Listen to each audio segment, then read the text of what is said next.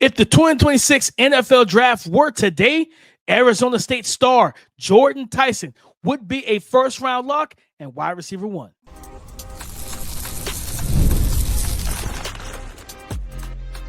You are Locked On NFL Draft, your daily podcast covering the NFL Draft. Part of the Locked On Podcast Network, your team every day.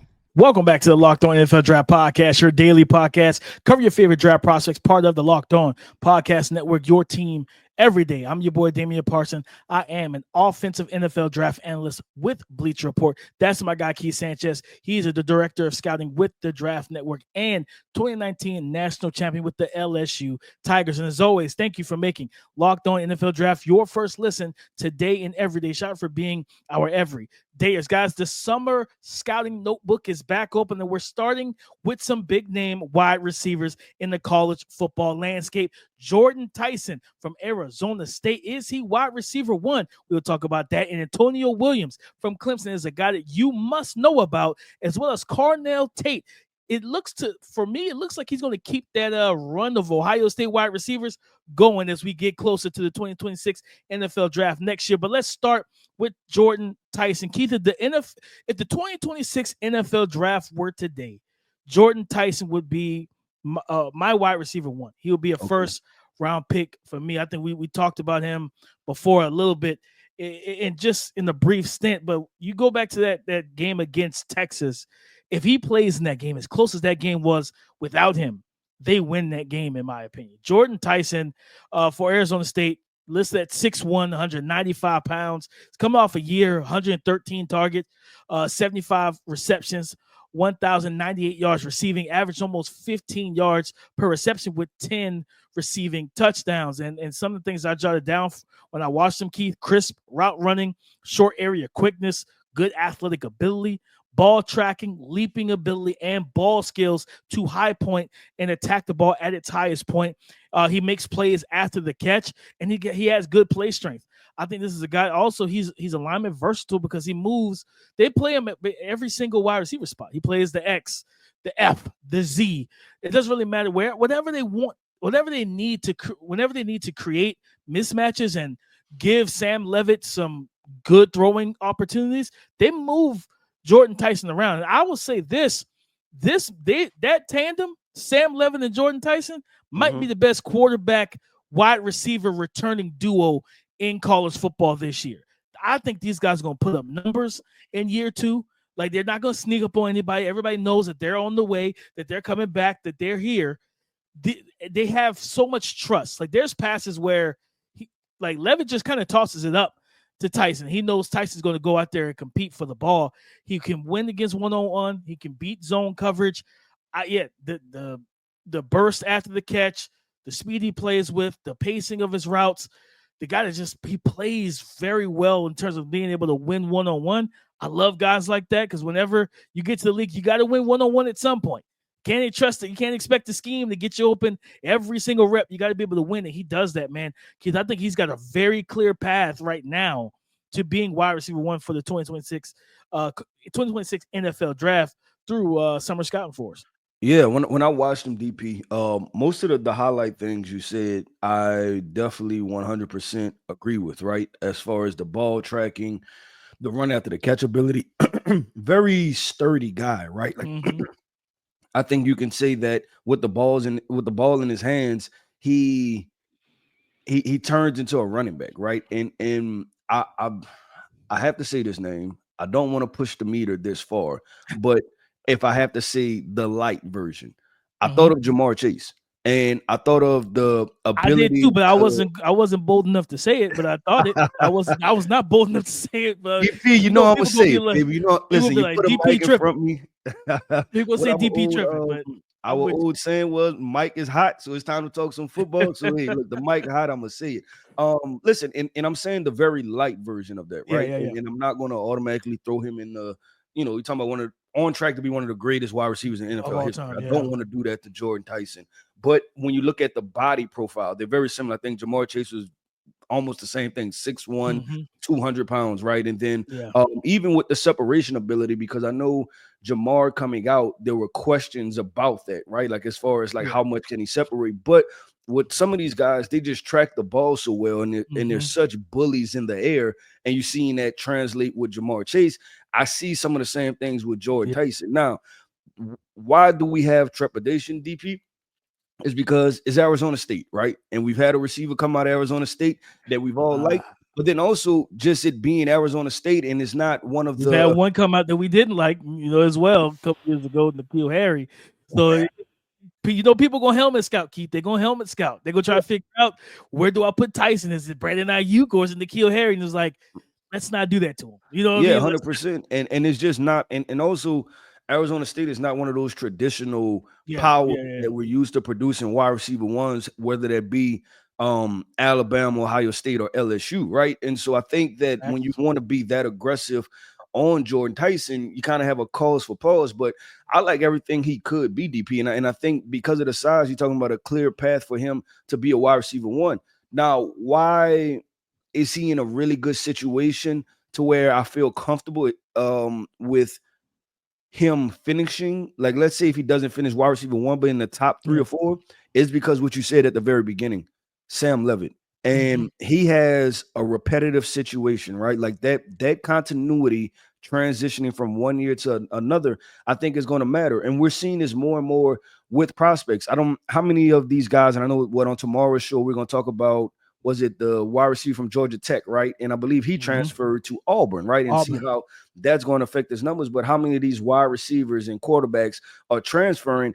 And some of them are getting good return on investment, and then some of them are just kind of crapping out, right? Like it's like, man, totally different situation, and it's not working. But with Jordyn Tyson, I think both he and Sam Levitt made a good decision to stay together, because both of their numbers can, if they're repetitive, they put themselves in a really good situation. They don't even have to elevate, DP. It's not like, I think you said Jordyn Tyson had 1,000 yards, and that was with injuries, right? He can put up another 1,000-yard, 1,100-yard season. It doesn't have to get to 1,500, 1,600, and I think he'll still be considered as a top pick.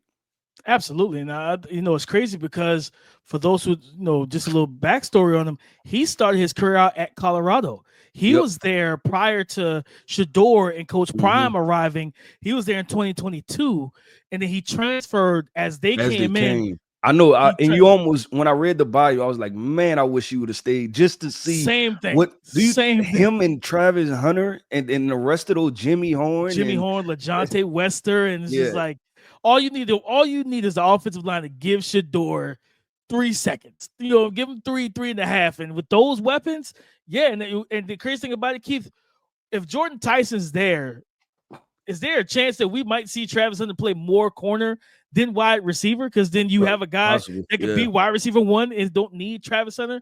But like that would have been such a fun dynamic, because truly he would have had the best receiving core in the entire landscape, even with Ohio State having Tate and Jeremiah Smith.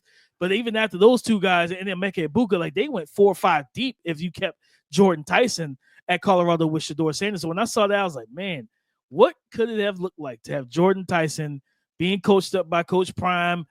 Some of the battles, probably, if you let him and Travis Hunter actually go one-on-one, because Travis Hunter also plays corner, right? It'd be iron sharpen iron in spring practice, in practice, and everything like that. Would have been a very fun situation to really watch. But like you said, Sam Levitt being there, him returning, I think he's going to take his game to another level. I think those two guys, the one thing he has to fix is drops. He had 8 drops accounted for last year.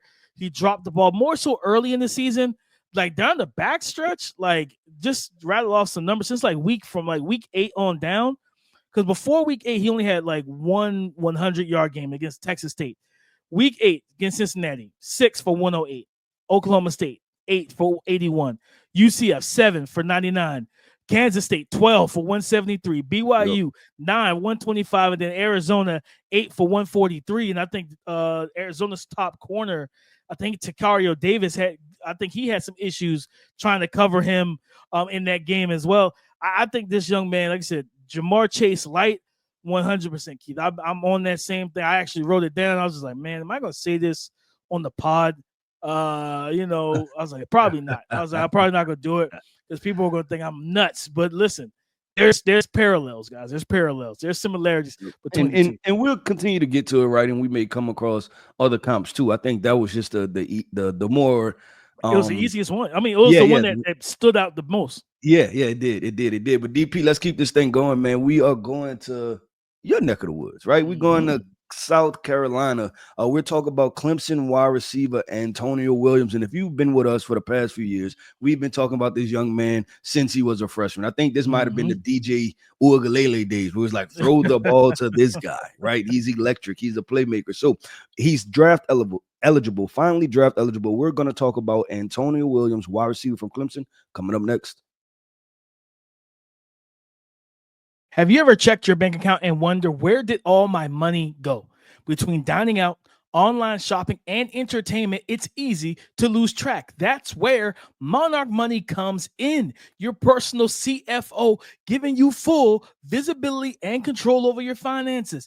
Monarch Money isn't just a budgeting app. It's a complete financial command center. You can track all your accounts, investments, and spending in one place. So you stop just managing your money and start building your wealth. When I started using Monarch, I realized, man, I'm spending a lot of money on food delivery. Now I budget smarter and save more. Take control of your finances like I did with Monarch Money. Use the code LOCKEDONNFL at monarchmoney.com for 50% off your first year. That's monarchmoney.com. And you use the promo code LOCKEDONNFL for half off of your first year. Keith, if the 2026 NFL draft were today, Clemson star wide receiver Antonio Williams will have a very strong case to be a mid-first round pick. Man, like this dude is, I think you said it in the lead up to this topic. He's electric. He's dynamic. Really good separator and route runner. I've been talking about him since he was a freshman. And this like he got hurt in 2023, so he battled injuries. He wasn't healthy. 2024, he was back healthy, and the offense really looked good with him there. 100 targets, 75 receptions. So for those who are not good at math, only 25 of his targets he did not catch. That's crazy. He caught 75% of his targets for 908 yards, over 12 yards, roughly a little over 12 yards per catch with 11 receiving touchdowns. He plays both in the slot. He played more in the slot, especially when they went to their 3 wide receiver sets. They had 2 high-profile freshmen that play on the outside. TJ Moore, 4-star recruit, and then Brian Westcott was a 5-star recruit. Both those guys are the NFL outside receiver build. So they let them work on the outside. And when they went to those open concepts, they put Antonio Williams in the slot. And one thing I really appreciate with him, Keith, is with such an influx of mobile quarterbacks in the league, he's the type of receiver you want with a mobile quarterback, right? Because when you watch Cade break, contain, or flush out the pocket, he does a good job turning those scramble drills into advantageous opportunities. He breaks free from his defender. He either works, depending on the situation, he works back to Cade and becomes available and gets to the marker, makes a catch on the sideline, or he turns it upfield and tries to make an explosive play because the play is now a scramble drill that's broken down. And you see the ability to really track the ball down the field. He gives you yards after catch. He has suddenness at the top of his routes. He can create separation. He has really good burst and acceleration to me. He is somebody that I just look at and I say, man, like this is a dude that, depending on the offense, right? Like I could see him being that point in the passing attack. We've seen it with Malik Neighbors, right? We need, the NFL is trending towards guys that do a lot of different things, like because they don't even line him up in the backfield. They'll throw wide receiver screens to him. They'll give him different style touches, man. I think this is a guy that's going to make himself a lot of money in 2025 during the college football season, because even though they have those young guys on the outside, I think he's a security blanket for Cade Klubnik. So I started the last one off with a comp, and I'm gonna start this one off with a comp I don't love, but I think is in the wheelhouse. And he reminds me some of Roman Wilson from Michigan a couple years ago. And Roman had the ability, and we've seen him at the Senior Bowl, right? Roman's been hurt. It's just for everybody to know Roman, he's been hurt, but I think he's going to make a great number 2 to DK Metcalf this year for the Pittsburgh Steelers, right? A healthy him. And he was one of those guys, DP, and we leave him out. He was one of those guys that was one of those Senior Bowl standouts, right? I can see him as one of those. I think he was a Senior Bowl standout. And because we talk about what's our guy Tank Dell, and we talk about the Calvin Austins, we sometimes forget to throw his name in there also. Yeah. But he definitely was one of those Senior Bowl standouts. And looking at Antonio Williams, I agree with you, DP. Sometimes those slot dominant guys can be very effective, and it can have big roles. And also, you just look at where we at now. Most teams have a 1-2 punch at wide receiver, right? And we've seen even the Green Bay Packers, they was like, you know what? We just need something different, a more well-rounded skill set when they went and drafted Matthew Golden. So a guy like Antonio Williams is almost, there's no situation where you can say that he can't fit, right? Like you put him beside a Marvin Harrison Jr., I would say a great fit, right? You put him beside, other guys, a CD Lamb, I would say a great fit. So I think there's a lot of room for him to fall in certain situations. And because he's so flexible, you talked about him and versatile, you talked about him lining up in the backfield. There's so many different things you can do with him. And it's another thing. I like that he's another not compact build, but sturdy build. Listed at 5'11", 190. He's another broken tackle guy, run through arm tackles, things like that. So I really appreciate that about his game.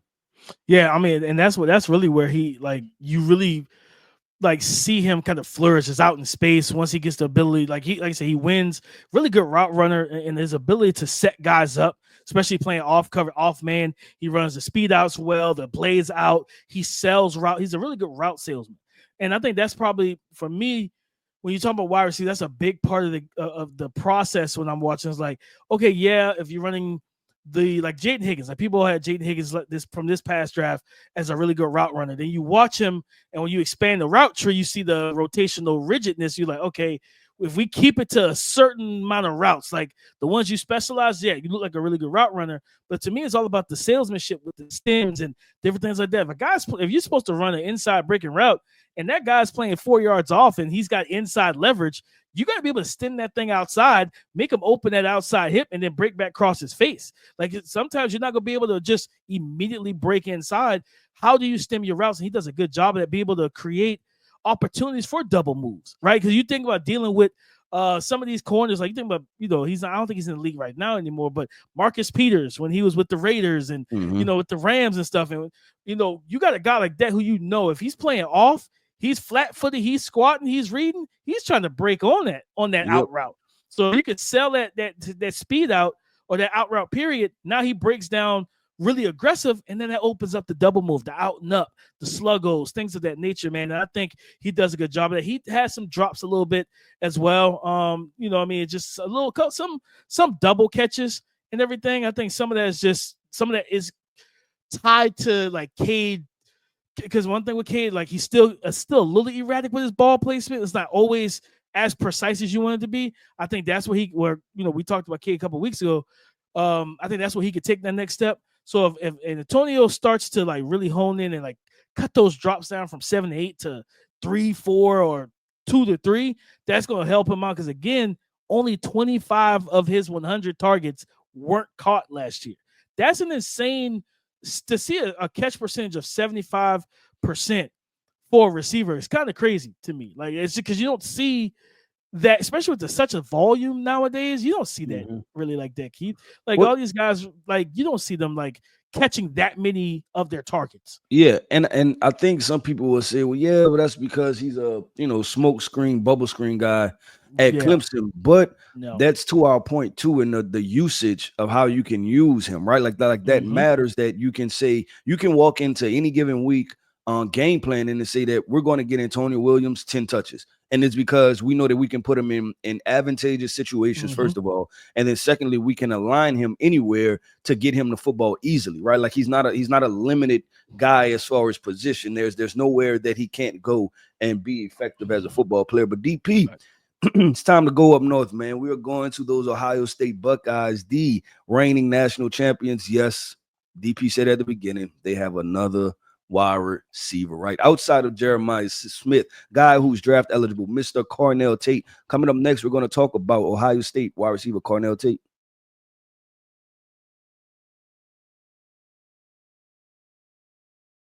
Thank you for making Locked On NFL Draft your first listen today and every day. Shout out for being our everydayers. Carnell Tate, if the NFL Draft were today, man, I think he is a guy that's going to teeter similar to Emeka Egbuka, in my opinion. Like in terms of draft slot, that back in the first round type of receiver. Keith, you started the last two topics with a comp. I got a comp for him as well for Tate. He reminds me a lot of Robert Woods. He reminds me a ton of Robert Woods. He is smooth. He is just a smooth operator. My nickname for him is Big Smooth. This Big Smooth right here, baby. This Big Smooth. And for people who don't know, he's listed at 6'3", 190. So yes, he's tall. He's tall. He's linear. He's lanky. Caught similar to Antonio Williams. He caught 77.6% of his passes, 62 targets, 52 receptions for 733 yards and 4 receiving touchdowns. And this is a guy that predominantly played out wide. It was not only 8%, almost 9% of his snaps last year were played in the slot, right? And that Emeka Egbuka was there. So we'll see if that changes with Emeka Egbuka gone. Maybe he does play a little bit more in the slot, but he's really good to me, Keith, in terms of the things I jotted down for him. Smooth route runner and separated. He creates space. Really no nonsense. He's very deliberate with his steps, with his movements, with his body, fluid mover as well. But also a guy that to me, he works well in the quick game. The RPOs, the spot concepts, the quick hitches against zone. He processes information well. And this is a type of guy that, you think about those Tom Brady-led Patriot teams. Carnell Tate would have been the guy that Tom Brady would have loved because he sees the game. To me, he sees the game similar to a quarterback. He reads post-snap coverage rotations well, to the point where, okay, if he sees that linebacker that might be in that overhang spot and he see him drop off in that curl of flats, okay, cool. I'm going to work right past you. Nice little sit route right in between you and the inside linebacker. There's a void, there's a space, and then I'm 6'3" with long arms. I'm good. Makes the catch, and then he smooth even after the catch to just have enough movement skills and patterns to make the first guy miss, get yards after the catch. You see the double move or the post, the corner post and things of that nature. He uses his full body as a route runner, talking about head fakes, shoulder fakes, things like that. He can win on the vertical plane against off coverage because he knows he's a very manipulative route runner, man. I think this is a guy, to me, now I want to see him this year take that bigger role in this offense with the Mecca gone, because now it should be him and Jeremiah leading the way, right? And I think the point you made about Jordyn Tyson and even Antonio Williams, both of them are going back to their quarterbacks from 2024. He's got a new quarterback coming in, whether it's the young kid Julian saying they have another like 5-star. Well, they got 5 stars everywhere, so like they got some young quarterbacks, and it's just trying to figure out, okay, who's going to be the starter come week 1, coming off a national championship run, right? And that could, dictate how hot and fast of a start he gets off to. But if he can really like take that next step and get the 90, 100 targets, because you lost both your running backs, they're gone into the NFL. Like, not saying you lose your OC, Chip Kelly. So I don't know how much they're going to run the ball this year like they were running it last year. They ran the ball a ton between Quinshawn and Travion Henderson. So I think Carnell Tate could be in a spot for an uptick in targets. But the one area I want to see him just see how he develops is handling physicality. He is a little bit thinner body type. Yep. So it's like, okay, when you go up against the Iowas, the Michigans, you know what I mean? And even you look at, you look at Oregon. Like, they have corners. Yeah, Dan Lennon, he's gonna get in your grill. Like, he's from Georgia. The SEC, they're gonna play press man. They're gonna play bump and run. How do you handle that? That's what I'm gonna be watching for with him. Is just, okay, how do you handle a bigger portion of the targets, and then how do you handle the physicality whenever you are faced with press man? Yeah, DP, we're going to get answers soon, too, because If I'm not mistaken, Ohio State and Texas play each other week 1 of the season in Ohio State. So obviously Texas, they That is have right. That is right. they have I think Muhammad, right? I think it's Jabbar Muhammad's cousin. I want to Yeah. say Malik Muhammad. I think it's I have Malik to Muhammad. Yeah. Yeah. And so he's supposed to be a highly rated guy coming out. Have to get eyes on him. But I agree with you, right? Like it's handling the press coverage to see what he will do, right? And there's different versions of these tall wide receivers, right? We've seen AJ Green be able to do it and do it in a masterful way, right? And put himself in potentially like Hall of Fame categories. But then we've also seen other wide receivers, right? Like your Marquez Valdez Scantlings, and when just that whole wide receiver core that the Green Bay Packers had about 5 to 7 years ago, were all 6'3", 190 pound guys, right? And so it's just a matter of seeing it. Or can we another name that just popped in my mind? T. Higgins. Can he evolve and kind of become that? Because I think all of those body profiles, strong. yep. Can he do that? So it'll be interesting. And also, I'm hoping that the trajectory is upward, meaning that you will hope that it goes, okay, it's his time now. He gets more of a target share, and we're able to see him do more, right? And because you mentioned something with him, new OC, new running backs, new offensive linemen, New new quarterback, right? Like it's all new, so we kind of don't know what's going to happen. And I hope that it kind of just it does. I was about to say it does what it's supposed to do, but kind of take the next step as far as everything is built for him. He's the next guy up, right? And I mean, obviously you have Jeremiah Smith, and but teams are going to try to take him away, so you should get the one-on-ones. 100%. He should be able to do what he can. And so because there is a lot more I want to see from him. And also because and we'll talk more wide receivers tomorrow. There are a lot of 5'11" wide receivers that we've been scouting. And so can he be that one of those unique guys? And I think that was a big reason this past year with Jaden Higgins going higher was because he was a guy that had height on him and he had athleticism. So you seen him go in the top 50 because teams were like, hey, there's not a lot of wide receivers with size in this class. A lot of good wide receivers, but not a lot of big wide receivers. And we may see the same thing. Top of the second round. Yeah, I think he went like 36, 38, something like that. Like Houston grabbed him early.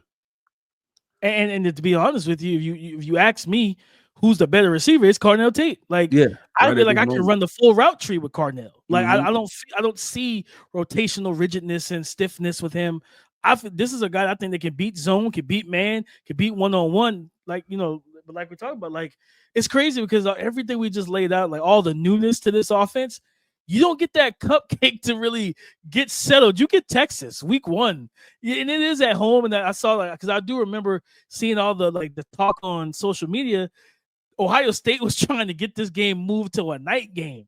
They wanted this game, not the big Texas noon on Fox. They wanted it. They was like, nah, we want this at night, 8:00 prime time. Texas was like, absolutely not. We're not coming out there at 8 p.m. We're not. If you're offering it to me, we're going to say no. Like if they schedule it for us, cool, we'll be there. But if you're actually texting me like, hey, you want to play at our house at night? No. Why would I ever agree to that? Because you know that crowd's going to be rocking. It's game 1 after winning the national championship. So they're going to be live. They're going to be drunk. They're going to be hype. It's going to be crazy if it's at night. No, having it at noon, everybody's still kind of waking up. Everybody's still trying to get themselves going. Absolutely not. I don't blame Texas for not doing it, but I wish they did do it, though. I think that's where I'm at. And we'll probably recap this episode with just our take on that situation. As a fan, I want to kick off at 7 o'clock Central Time, right? 6:30, 7 o'clock Central Time. As the AD for Texas, I understand completely why you did that. You're trying to get out of there. You're trying to hope that the whole student section that they might have went party the night before, and they're a little late to the game the next day, right? Like you're hoping that that's you the at case. Noon. Yeah, you kick it at noon, right? So and you know what, DP, I'd have even settled for a nice 2:30 game, a good afternoon 100%. game, right? 11 o'clock. We all got to wake up early. We got to be ready to rock and roll to be able to see that game. And it should be a fun one because there's prospects on prospects, especially from our perspective. But DP, that wraps up another episode, man, of the Locked On NFL Draft Podcast. I want to end this podcast off by saying shout out to our everydayers. Thank you for tapping in with us each and every single day. I am Keith Sanchez. You can find me on X at the talent code. That right there is my guy, my co-host, Mr. Damian Parson. You can find him on X at DP_NFL. And like we like to say, man, y'all come talk to us because we like to talk back. Go subscribe and fall for free on YouTube, wherever you listen to podcasts, to get the latest episode as soon as it is available on tomorrow's show, on Wednesday's show, guys. Because right now we're going Monday, Wednesday, Friday, because we got some time. You know, it's summertime. We're trying to spend time with the family. We're going Monday, Wednesday, Friday for the most part, guys. So on Wednesday's episode, we will start it off with Zachariah Branch, the dynamic space receiver coming from USC, going to Georgia. Talk about a change of scenery. We're going to talk about him and what he's going to bring to Georgia's offense on Wednesday's show. So come and join the conversation again on Wednesday on the Locked On Podcast Network, your team every day.